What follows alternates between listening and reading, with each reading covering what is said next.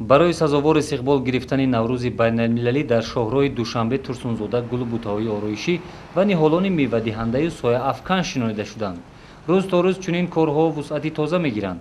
бояд гуфт ки имсол наврӯзи байналмилалӣ дар шаҳри турсунзода гузаронида мешавад. аз ин рӯ мардум дар доир сохтани ҳашарҳои дастҷамъона низ камари ҳиммат мебанданд. нуктаи дигари қобили зикр он аст ки то имрӯз аз тарафи шӯъбаи ҳифзи муҳити зисти шаҳри турсунзода дар ду канори роҳ ниҳолони сӯзанбарг шинонида шуда, ҳамчунин ҷиҳати гулзор намудани ҳалқаҳои роҳҳо низ тадбирҳо амалӣ шуданд.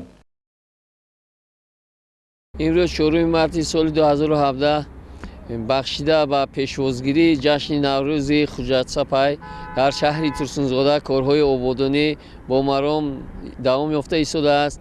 аз тарафи шаҳрвандони шаҳри турсунзода имрӯз ба ҳама якдилона ба шанбегӣ баромада барои тозаю озода намудани мавзеъҳои худ дар ҳашари умумшаҳрӣ иштирок карда истодаанд.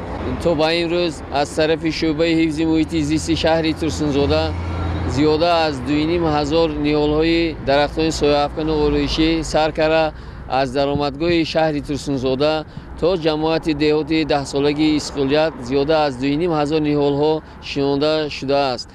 ғайр аз ин аз тарафи шӯъбаи ҳифзи муҳити зисти шаҳри турсунзода дар доира шаклҳое ки дар шоҳроҳ мавҷуд мебошанд дохили онҳо сабзазор карда шуд, яъне алафи ҳамешасабз киш карда шуда дар он ҷоҳо гулҳои ороишии мавсимӣ шинонида шуда истодааст.